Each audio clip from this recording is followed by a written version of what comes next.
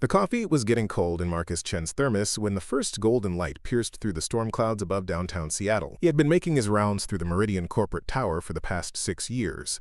Same route every night, same quiet corridors lined with empty offices where deals worth millions were made during daylight hours.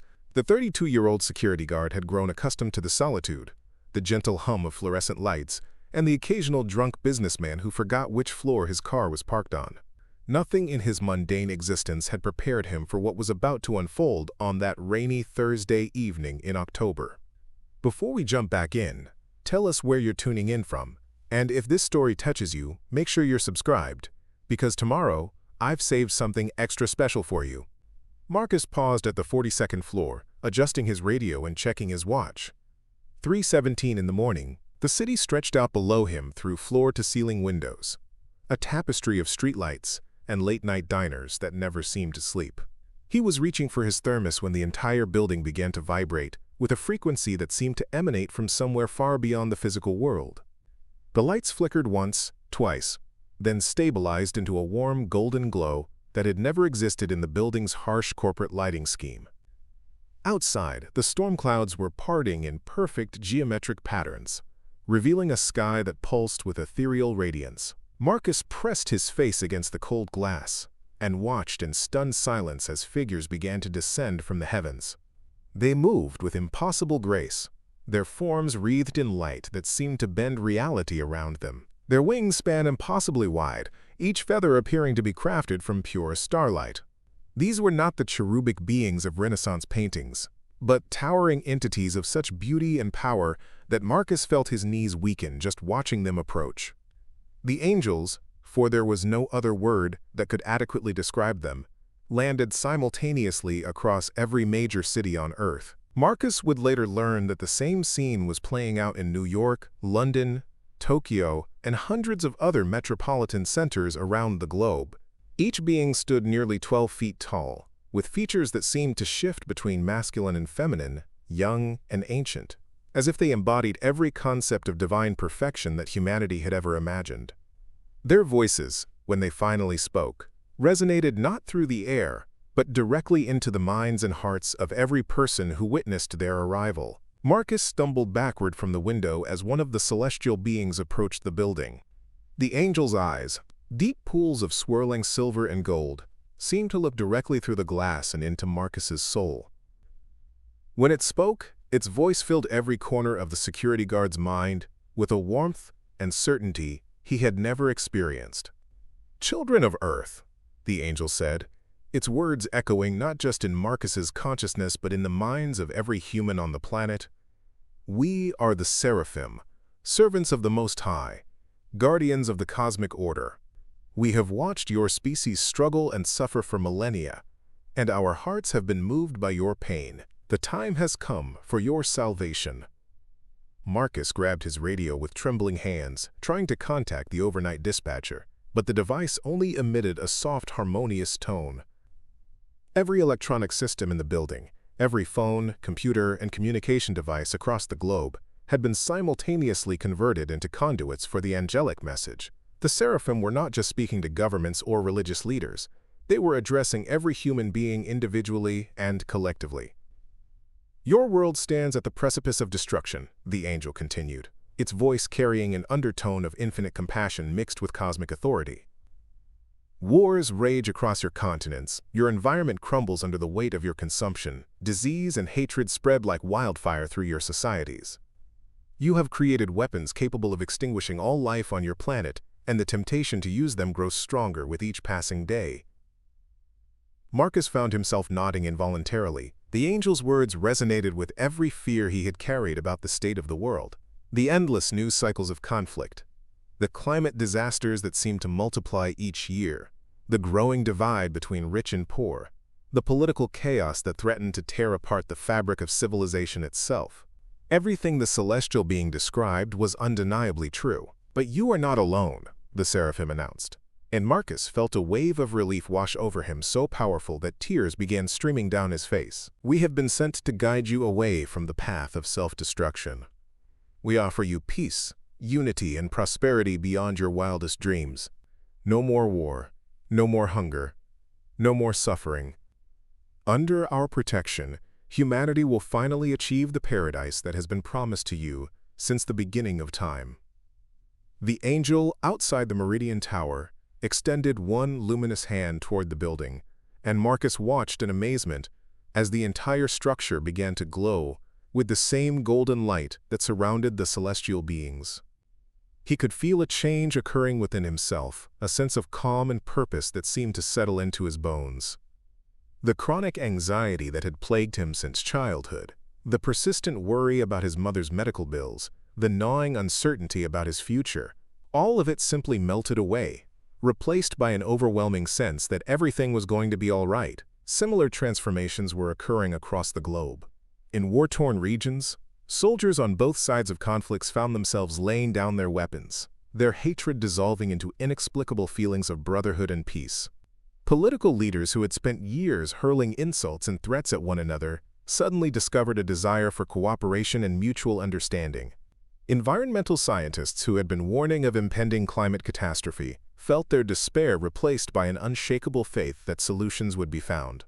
Marcus made his way to the building's main lobby, where the overnight cleaning crew had gathered around the massive television screens that normally displayed corporate announcements.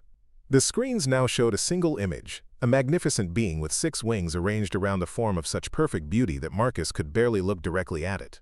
This was Michael the Archangel, the seraphim explained, the field marshal of heaven's army and humanity's new shepherd. My beloved children, Michael's voice resonated through every speaker on earth. Your suffering ends today. We will establish centers of guidance in every city, places where you can come to receive wisdom, healing, and direction. Our angels will work alongside your leaders to restructure your governments, your economies, and your societies according to divine principles.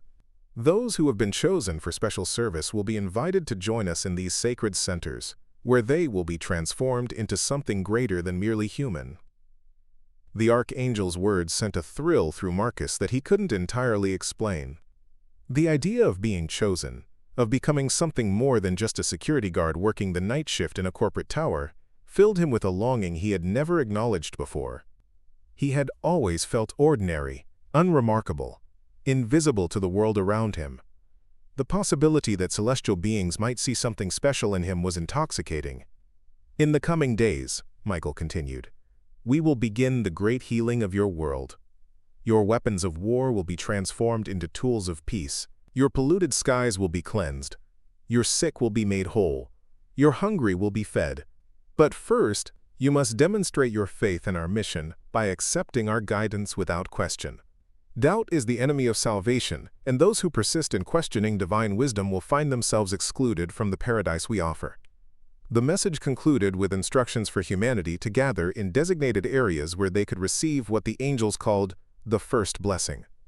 These locations were typically large public spaces, sports stadiums, convention centers, and parks where thousands of people could assemble simultaneously.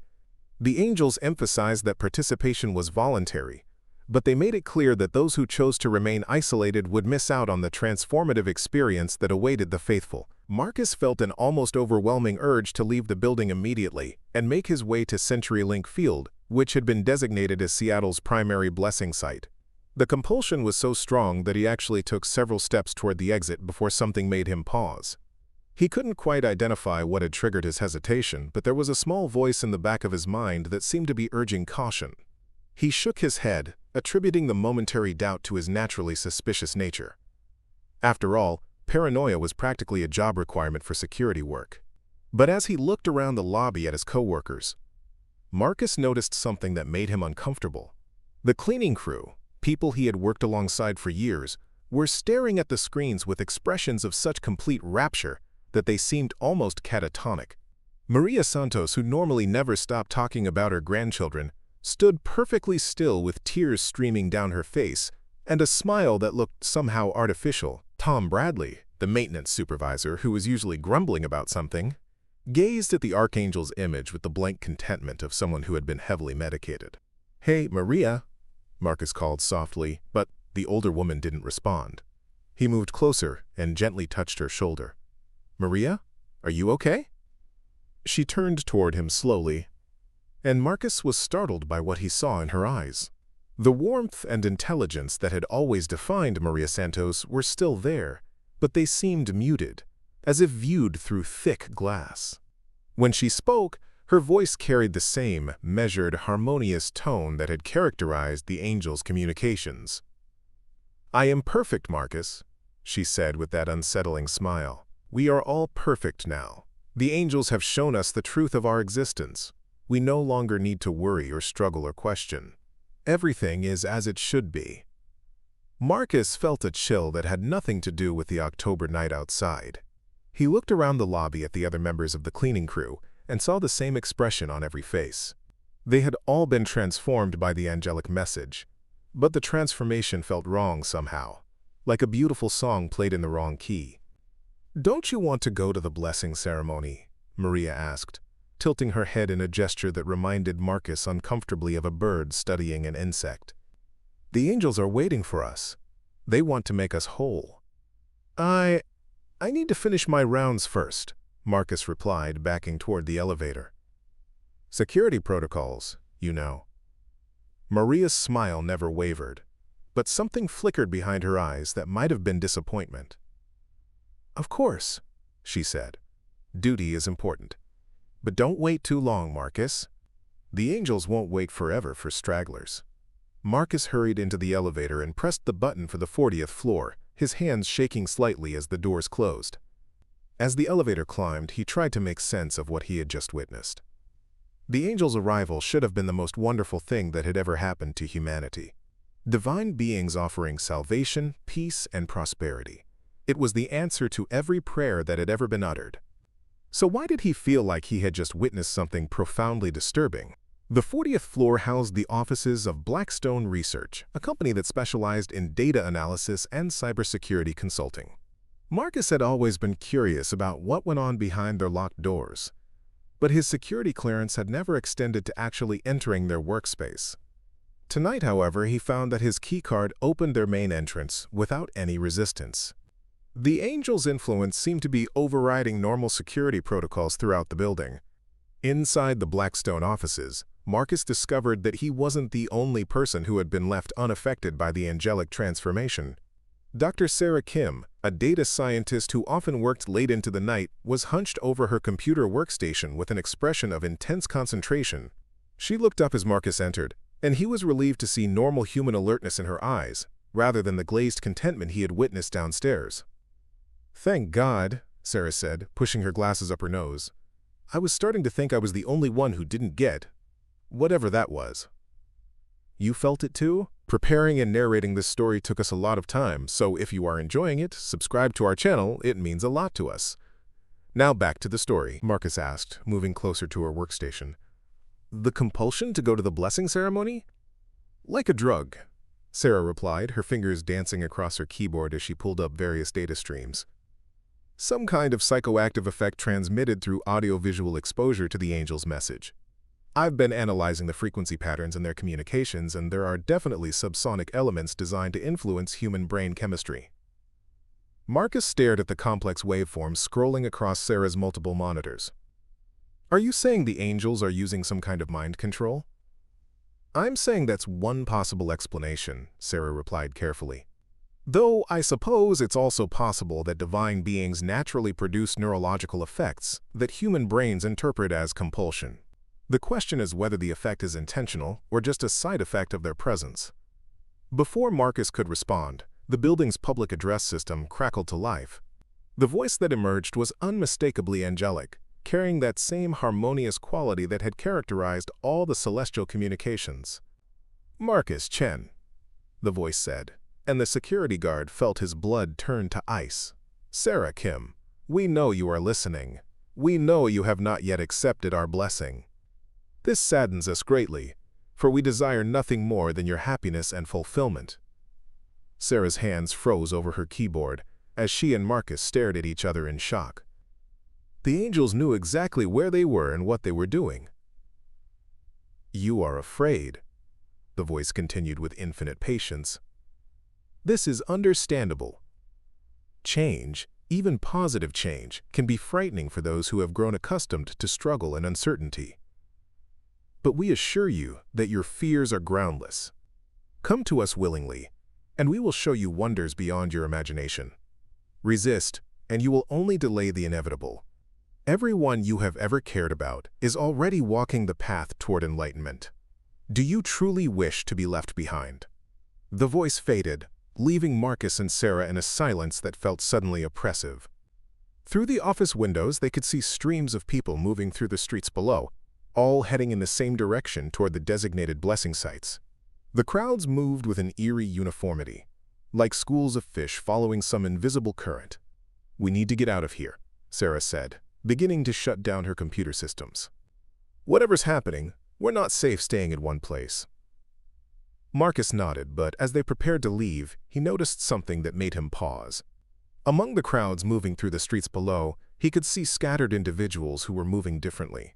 While the majority flowed smoothly toward the blessing sites, these few people darted between buildings, ducked into alleys, and generally seemed to be trying to avoid the main flow of traffic. "Look," he said, pointing toward the street. "We're not the only ones." Sarah followed his gaze and immediately understood.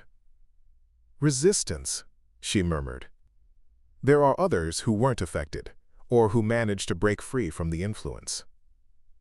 "How many, do you think?" "Hard to say. Maybe 1 in 1,000? 1 in 10,000? Not many, but enough to matter if we can find each other." As they watched, one of the resistant individuals was approached by a group of people who had clearly been affected by the angelic influence. The encounter looked peaceful from their high vantage point, almost like friends meeting on the street.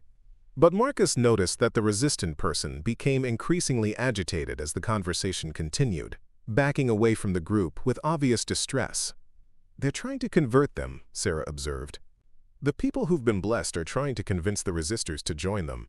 Is that what they did to Maria and the others downstairs?" "Probably. Social pressure is one of the most effective forms of persuasion, especially when it comes from people you trust." Marcus felt a wave of sadness as he thought about his coworkers in the lobby. They hadn't been maliciously deceived or forcibly controlled. They had been gently, lovingly guided toward a state of perfect compliance. In many ways, that was more disturbing than outright domination would have been. "We need to find the others," he said finally. "The ones who are still free. If we're going to figure out what's really happening here, we'll need help." Sarah nodded and finished packing her laptop and several external drives into a backpack. "I've got contact information for some colleagues at other companies who might still be unaffected. Scientists, engineers, people who are trained to think critically. And I know some cops and security personnel who might be resistant to influence," Marcus added. "People who are professionally paranoid." They made their way toward the building's service elevator, avoiding the main lobby where Marcus's transformed coworkers were still gathered. As they descended toward the underground parking garage, Marcus couldn't shake the feeling that they were being watched. The building's security cameras, which he monitored every night, seemed to track their movement with unusual attention. The parking garage was dimly lit and apparently empty, but as they approached Sarah's car, a figure stepped out from behind a concrete pillar. Marcus tensed, his hand moving instinctively toward the pepper spray on his belt, but he relaxed when he recognized the newcomer. Detective Lisa Park had been investigating a series of corporate embezzlement cases that had brought her to the Meridian Tower several times over the past month. Marcus had developed a professional respect for the sharp-eyed investigator, and he was relieved to see that her eyes still held their normal keen intelligence rather than the glazed contentment that had overtaken so many others. "Marcus," she said quietly, "thank God you're still you. I saw what happened to the people at the precinct. Half the force went to the blessing ceremony, and the other half are talking like they've been lobotomized." "Detective Park," Marcus replied, "this is Dr. Sarah Kim. She's been analyzing the angels' communications and thinks there might be some kind of neurological manipulation involved." Lisa's expression grew grim. "That would explain a lot. I've been trying to reach other law enforcement agencies, but the response has been disturbing. Everyone keeps telling me that resistance is futile and that I should embrace the divine gift that's being offered." "How many people are still unaffected?" Sarah asked. "Hard to say for certain, but my estimate is maybe 2 or 3% of the population. The effect seems to be stronger in people who are already predisposed toward religious faith or who are experiencing high levels of stress or desperation." Marcus thought about that assessment and realized it made sense. The angels were offering exactly what most people desperately wanted: relief from suffering, certainty in place of doubt, and the promise of a better future. People who were already struggling would be naturally drawn to such an offer. "What's our next move?" he asked. Lisa pulled out a small handheld radio. "I've been in contact with a group of resistors who are gathering at an old warehouse on the south side of the city. Scientists, military personnel, healthcare workers, people who have training that makes them less susceptible to psychological manipulation. And what's the plan once we get there?" "Figure out what we're really dealing with," Sarah interjected. "The angels claim to be divine beings offering salvation, but their methods suggest something more complex. We need to understand their true nature and motivations before we can determine how to respond." As they prepared to leave the parking garage, Marcus took one last look back at the Meridian Tower. The building was still glowing with that soft golden light, and he could see figures moving through the upper floors. For a moment, he wondered if they were making a terrible mistake. What if the angels really were divine beings offering genuine salvation? What if his suspicions were just the product of a paranoid mind that had spent too many years looking for threats where none existed? But then he remembered the look in Maria's eyes, the artificial quality of her smile, and the way his other co-workers had stared at the angelic images with vacant rapture. Whatever the angels were offering, it came at the cost of something essentially human. Whether that was a price worth paying was a question that Marcus intended to answer before it was too late to choose differently. The warehouse that served as the resistors' gathering point was located in an industrial district that had seen better days. Many of the surrounding buildings were abandoned, their windows boarded up and their walls covered with graffiti. It was exactly the kind of place that most people would avoid, which made it perfect for a group that needed to remain hidden from both angelic observation and their transformed fellow humans. Marcus, Sarah, and Detective Park arrived to find nearly 200 people already assembled in the warehouse's main space. The group was remarkably diverse, including everyone from teenagers to senior citizens, with representatives from dozens of different professions and ethnic backgrounds. What they all shared was a certain alertness in their eyes, and a wariness that suggested they had all experienced something that had shaken their fundamental assumptions about reality. The informal leader of the group appeared to be Dr. James Wright, a neuroscientist from the University of Washington who had been studying consciousness and brain function for over 20 years. He stood on a makeshift platform constructed from shipping pallets, addressing the assembled crowd with the same careful precision that Marcus imagined he brought to his academic lectures. "We need to start by acknowledging what we're up against," Dr. Wright was saying as the three newcomers found seats on folding chairs near the back of the crowd. "These entities, whatever they actually are, have managed to influence roughly 97% of the human population in a matter of hours. That's an unprecedented achievement in the history of psychological manipulation." A woman near the front of the crowd raised her hand. Marcus recognized her as Captain Jennifer Hayes, a military officer he had seen on the local news discussing veterans affairs. "Dr. Wright, are we certain that this is manipulation? Is it possible that these beings really are angels, and that what we're experiencing is some kind of genuine divine intervention?" Dr. Wright nodded thoughtfully. "That's certainly one possibility, Captain Hayes. However, we need to examine the effects of this supposed divine intervention and ask ourselves whether they align with what we would expect from genuinely benevolent beings." He gestured toward a large whiteboard that had been covered with notes and diagrams.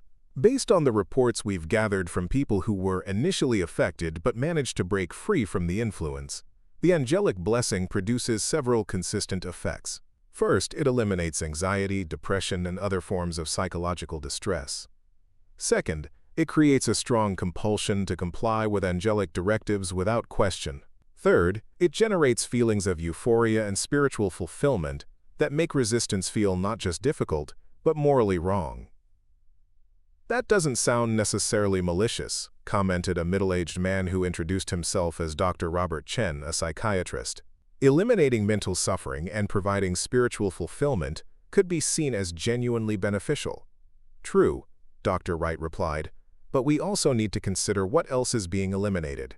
Our preliminary interviews with recovered individuals suggest that the angelic influence doesn't just remove negative emotions, it also suppresses curiosity, creativity, and independent thinking.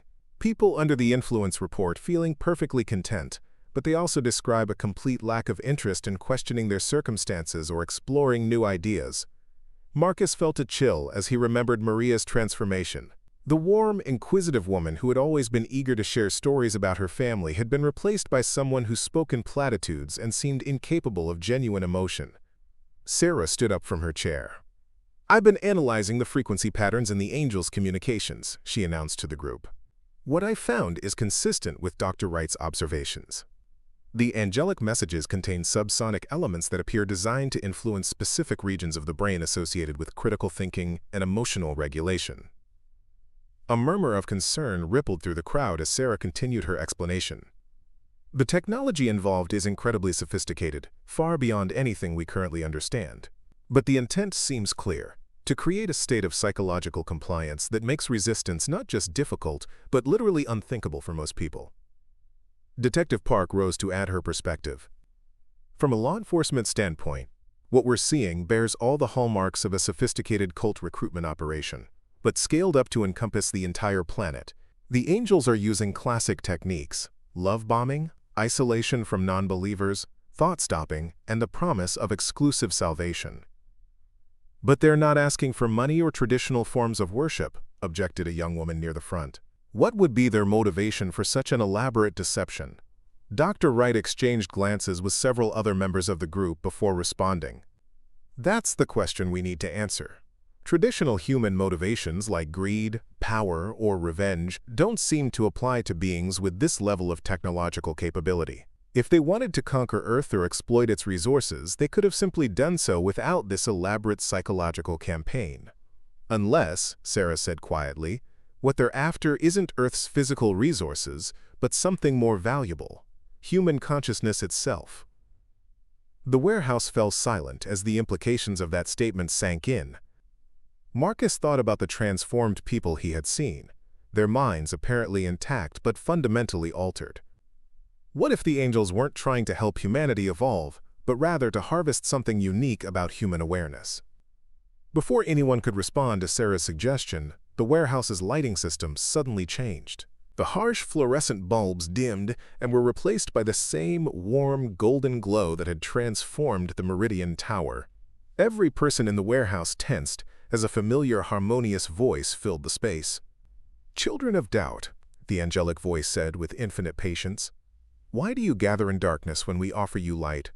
Why do you cling to fear when we promise you peace?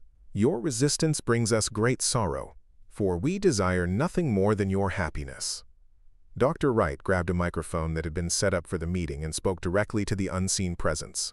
"Who are you really?" he demanded. "What do you want from humanity?" "We are exactly what we have claimed to be," the voice replied. "We are servants of the divine order, sent to guide you away from the path of destruction. What we want is your salvation, your transformation into something greater than you have ever imagined possible." "And what if we choose to remain as we are?" Detective Park called out. The silence that followed lasted for nearly a full minute. When the angelic voice resumed, it carried a note of genuine sadness that somehow made it more frightening than anger would have been. "Choice is an illusion that brings only suffering," the voice said finally. "You believe that your resistance preserves something precious about your humanity, but you are mistaken. What you call free will is nothing more than the chaos of unguided impulses, the random firing of synapses that creates the appearance of consciousness.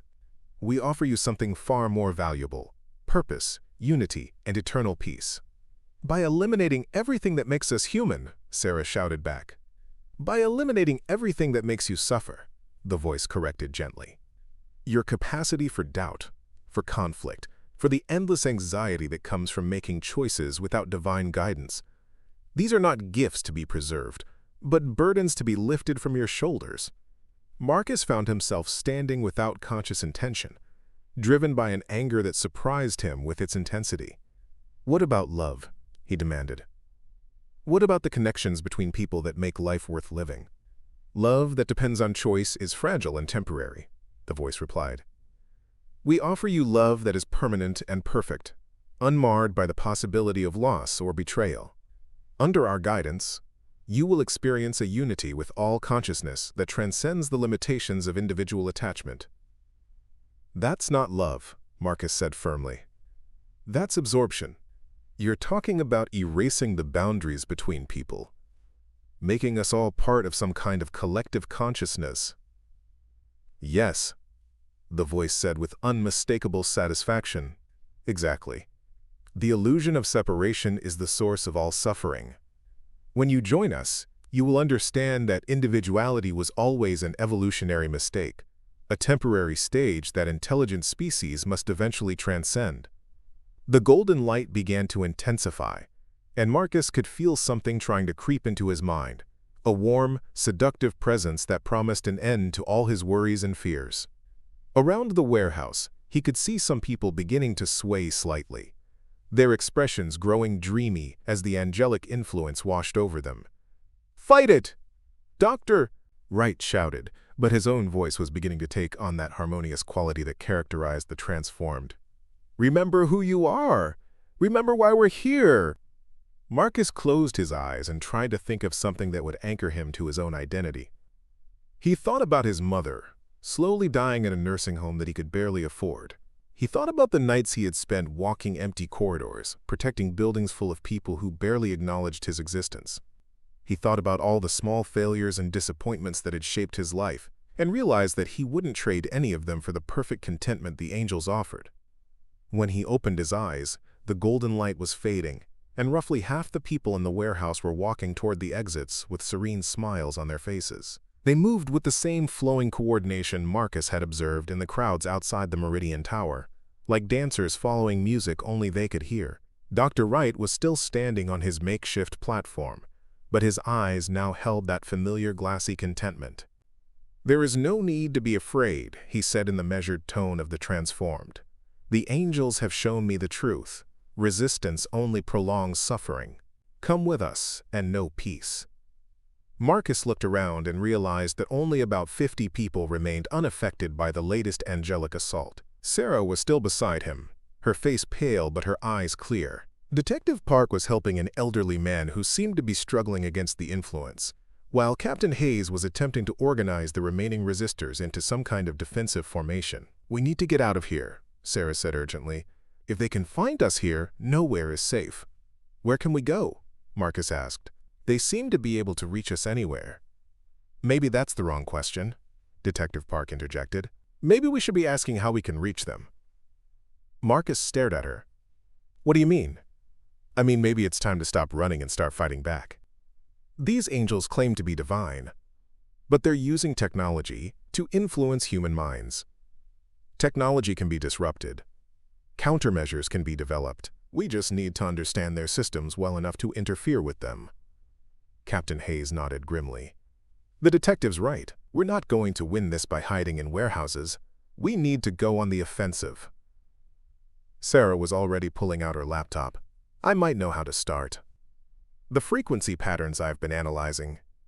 If we can generate the right kind of interference, we might be able to disrupt their influence, at least temporarily." As the remaining resistors gathered around Sarah's computer, Marcus felt a spark of something he hadn't experienced since the angels first arrived. Hope. They were outnumbered, outgunned, and facing an enemy with technology beyond their comprehension. But they were still human, still capable of the stubborn refusal to accept easy answers that had gotten their species into trouble throughout history. Outside the warehouse, the transformed masses were gathering for another blessing ceremony. But inside, a small group of humans was beginning to plan the first strike in a war they barely understood, fighting for a freedom that most of their species no longer wanted. Marcus Chen, night security guard, looked around at the faces of his fellow resistors and realized that his ordinary life had just become the most important thing in the world. The angels had awakened something in him that they probably hadn't intended. The fierce determination to protect what they claimed couldn't be protected. Humanity's last stand was about to begin. The abandoned subway tunnels beneath Seattle had been closed to the public for over a decade, their platforms dark and their tracks rusted from years of neglect. Now they served as the perfect headquarters for what had become known as the Human Liberation Front, a network of resistors who had spent the past 3 months developing weapons that could fight beings of pure light. Marcus Chen stood before a makeshift command center, built from salvaged electronics and jury-rigged computers, watching Sarah Kim put the finishing touches on what she called the consciousness disruptor. The device looked more like a radio than a weapon, its array of antennas and frequency generators housed in a metal briefcase that had once belonged to a traveling salesman. "The theory is sound," Sarah said, adjusting the final calibrations. "The angels use specific electromagnetic frequencies to synchronize with human brainwaves. If we can generate the right kind of interference pattern, we should be able to break their hold on people, at least temporarily." Detective Lisa Park examined the device with professional skepticism. "How temporarily are we talking?" "Maybe 15 minutes, maybe an hour. The effect varies depending on how long someone has been under their influence. People who were transformed early might only get a few minutes of clarity before the conditioning reasserts itself." Marcus nodded grimly. 3 months of careful observation had taught them that the angel's influence grew stronger over time. People who had been blessed in those first days now seemed incapable of independent thought, while more recent converts could sometimes be reached if approached carefully. Captain Jennifer Hayes entered the tunnel carrying a duffel bag filled with improvised weapons. The Resistance had learned that while the angels themselves seemed invulnerable to conventional attacks, their installations could be damaged by focused electromagnetic pulses. It wasn't much, but it was something. "The morning raid was successful," she reported. "We managed to disable the Harmony transmitter at Pike Place Market before their security arrived. 17 people broke free from the influence before the backup systems came online." "Any casualties?" Marcus asked. 3 of ours captured, but they all had neural dampeners installed. The angels won't be able to convert them quickly." The neural dampeners were another of Sarah's innovations, small devices implanted behind the ear that generated white noise in the specific frequency ranges the angels used for mind control. They weren't perfect protection, but they bought precious time for escape if someone was captured. Dr. Patricia Stone, a former psychiatrist who had joined the Resistance after watching her entire practice transform into smiling automatons, looked up from her own project. She had been working on something she called psychological inoculation, training techniques that could help people resist angelic influence through mental discipline. "We need to talk about the bigger picture," she said quietly. "The disruption raids are helping individual people, but the angels are adapting faster than we can innovate. Their latest installations are using quantum entanglement to synchronize their signals. Our electromagnetic weapons are becoming obsolete." Marcus felt the familiar weight of responsibility settle on his shoulders. Somehow, despite having no formal training in leadership or warfare, he had become the de facto coordinator for the Resistance. Perhaps it was because he had been one of the first to see through the angels' deception, or perhaps it was simply because he refused to give up when others counseled retreat. "What about the source?" he asked. "Have we learned anything new about where they're actually coming from?" Sarah pulled up a holographic display that showed the locations of all known angelic installations across the globe. The pattern that emerged was both beautiful and ominous, a geometric network that seemed to pulse with its own rhythm. "The installations aren't just broadcasting stations," she explained. "They're also receivers, collecting something from the transformed population and transmitting it elsewhere. The quantum signatures suggest the data is being sent somewhere beyond our solar system." "What kind of data?" "Neural patterns, memory engrams, personality matrices. They're not just controlling people, Marcus. They're copying them." The implications of that discovery had been keeping Marcus awake for weeks. The angels weren't simply trying to create a compliant human population.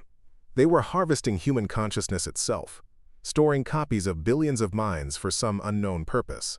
Detective Park had been investigating the mystery from a different angle, using her law enforcement contacts to track the angels' activities across different jurisdictions. "I've been mapping the timeline of their expansion," she said, projecting her own data onto the tunnel wall. "They didn't arrive randomly. They targeted specific population centers in a very deliberate sequence, starting with areas that had the highest concentrations of what they call compatible minds." "Compatible how?" Captain Hayes asked.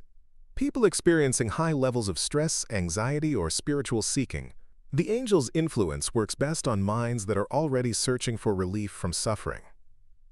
Marcus thought about his co-workers at the Meridian Tower, how quickly they had embraced the promise of peace and certainty. The angels had understood something fundamental about human psychology. Most people would gladly trade freedom for the guarantee of happiness. A soft chime echoed through the tunnel, and everyone tensed. It was the signal that someone was approaching through the access shaft. Marcus grabbed his sidearm. a conventional pistol loaded with bullets that had been treated with a metallic compound Sarah had developed. The bullets couldn't hurt the angels directly, but they could disrupt their energy fields long enough to provide an escape opportunity. The figure that emerged from the darkness was Kevin Walsh, a former software engineer who had been serving as their primary scout. His face was grim as he approached the command center. "We've got a problem," he announced. "The angels have started something new. They're calling it the final convergence." Sarah's face went pale. "What does that mean?" "Every transformed human on the planet is being summoned to specific locations, massive gathering sites where they're supposed to undergo what the angels are calling the Great Unification." Marcus felt ice forming in his stomach. How massive? Millions of people per site. They're being told that this is the final step in their evolution, the moment when individual consciousness dissolves completely into the collective. Dr. Stone leaned forward urgently. If that many minds are absorbed simultaneously, the psychic energy released could create a permanent field of influence. Anyone not already protected would be instantly converted. Worse than that, Sarah added, her fingers flying across her keyboard as she ran calculations. The quantum resonance from that many synchronized minds could punch a hole through dimensional barriers. If the angels are working for something even more powerful, the final convergence could be opening a doorway. Marcus stared at the data streaming across Sarah's screens. After months of small victories and tactical successes, they were facing the endgame. The angels had been patient, building their network and conditioning humanity gradually, but now they were ready to complete their harvest. "When?" he asked quietly. 72 hours, Kevin replied. "Sites are being prepared in every major metropolitan area. The one here in Seattle will be at CenturyLink Field, expanded with temporary structures to accommodate nearly 2 million people." Captain Hayes was already reaching for her communications equipment. "We need to contact every resistance cell on the planet. If this happens, it's over for everyone." "No," Marcus said firmly, surprising himself with the certainty in his voice. "We don't have time for a global coordination effort. The angels will detect any large-scale communication and shut it down before we can organize a response." "Then what do you propose?" Detective Park asked. Marcus looked around at the faces of his companions, these ordinary people who had become extraordinary through necessity. Sarah Kim, whose scientific brilliance had kept them one step ahead of angelic technology. Lisa Park, whose investigative skills had uncovered crucial intelligence about their enemies' plans. Jennifer Hayes, whose military training had turned a group of frightened civilians into an effective fighting force. Patricia Stone, whose understanding of human psychology had helped them resist influences that had broken billions of minds. "We hit them here," he said finally. "Seattle. We stop the final convergence at this site, and we do it in a way that sends a message to every human consciousness that's been absorbed into their collective." "That's suicide," Dr. Stone protested. "There will be millions of transformed humans at that site, plus angel guardians with technology we can barely comprehend." "Maybe," Marcus agreed. "But what's the alternative? Hide in these tunnels while the rest of humanity disappears forever?" Sarah was studying her consciousness disruptor with new intensity. "There might be a way," she said slowly. "If we could get close enough to the central transmission node, we could overload it with a feedback pulse. Instead of just disrupting the angel's influence, we could reverse the polarity and broadcast a liberation signal. What would that do? Every human consciousness that's been copied and stored in their network would suddenly remember what it felt like to be free. The psychological shock would propagate through the entire collective." Detective Park leaned over Sarah's shoulder, studying the technical specifications. "And the angels?" "Unknown. Their consciousness seems to be distributed across the network differently than ours. The feedback might disrupt them, or it might just make them angry." Captain Hayes checked her equipment one final time. "How close would we need to get to the transmission node?" Sarah pointed to a schematic of CenturyLink Field. "The central array will be positioned at the 50-yard line. We'd need to place the device within 50 meters and maintain the connection for at least 10 minutes while it cycles through the feedback sequence." 10 minutes surrounded by 2 million converted humans and an unknown number of angels, Marcus mused. "Yeah, that sounds like a reasonable tactical objective." Despite everything, he found himself smiling. The absurdity of their situation had moved beyond fear into something approaching dark humor.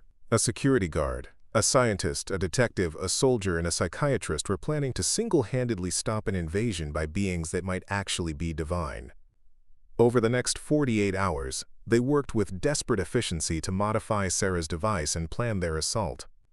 The consciousness disruptor was rebuilt into a larger configuration that could generate the kind of power needed for a planet-wide transmission. Weapons were prepared, escape routes planned, and final messages recorded for family members who might never understand what had happened to them. On the morning of the final convergence, Marcus stood at the entrance to the subway tunnel and watched the streams of transformed humans making their way toward CenturyLink Field. They moved with perfect synchronization, their faces serene and their steps measured. Children walked hand in hand with elderly strangers, business people marched alongside homeless individuals, all of them united in their absolute certainty that they were walking toward paradise. "Last chance to back out," Detective Park said, quietly. Marcus shook his head. "I've spent my whole life watching other people make the important decisions. Politicians, CEOs, military leaders, everyone except the people who actually have to live with the consequences. Today we get to choose." Sarah finished the final calibrations on their device, now housed in a wheeled case that looked like audio equipment for a concert. The liberation signal is programmed and ready. Once we activate it, there's no going back. Every angel installation on the planet will know exactly where we are. "Good," Captain Hayes said grimly. "Let them come." They made their way through the city streets, just 5 more people among the millions converging on the stadium. The angels had been so confident of their victory that they hadn't bothered with heavy security. After all, who would be foolish enough to attack a gathering of 2 million believers protected by beings of pure light? CenturyLink Field had been transformed beyond recognition. The stadium itself was just the center of a vast complex of temporary structures that stretched for blocks in every direction. Crystalline spires rose from the ground like frozen lightning, their surfaces pulsing with the same golden radiance that had marked the angels' arrival. The air itself seemed to sing with harmonious frequencies that made Marcus's teeth ache. At the center of it all, floating 50 feet above the field in a pillar of pure light, was the most beautiful being Marcus had ever seen. This was no mere angel, but something far more powerful, an archangel whose presence seemed to bend reality around it. Its 6 wings spanned the entire width of the stadium, each feather appearing to contain entire galaxies of swirling stars. "Beloved children," the archangel's voice resonated through every mind present. "Today you shed the last chains of individual suffering and join the eternal symphony of unified consciousness. Today, you become one with the divine." The crowd of 2 million people responded in perfect unison, their voices joining in a harmony that made the crystalline spires ring like bells. Marcus felt the sound trying to penetrate his neural dampener, seeking the pathways to his mind that would allow it to rewrite his very sense of self. "Stay focused," Dr. Stone whispered, her psychological training helping her maintain clarity even in the face of such overwhelming influence. "Remember who you are. Remember why we're here."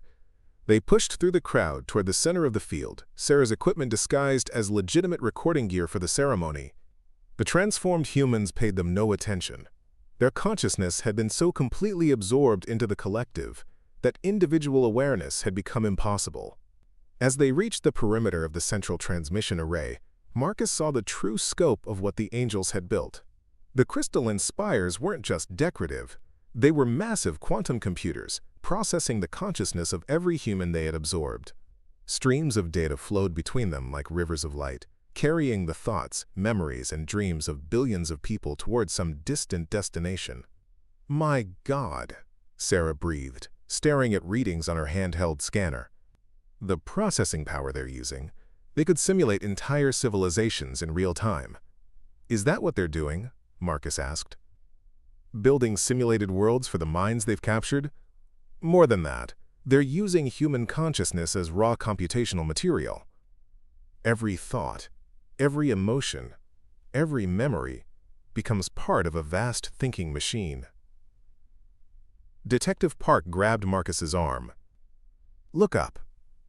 High above them, the archangel's form was beginning to change. Its beautiful features were dissolving into something vast and geometric. a structure of pure mathematics and crystallized light. As it transformed, Marcus could see other shapes materializing in the air around the stadium. More angels, more archangels, beings whose true forms were too complex for human perception to fully process. The final convergence has begun. The lead being announced, its voice now coming from everywhere at once. Individual consciousness ends, unity begins. Paradise achieved. The crowd of 2 million people began to glow with the same golden light that surrounded the angels. Their eyes rolled back as their individual awareness was finally and completely absorbed into the collective. Marcus watched in horror as people he had known, neighbors and co-workers and strangers, simply ceased to exist as separate beings. "Now!" he shouted. Sarah activated the consciousness disruptor, and the air around them exploded with competing frequencies.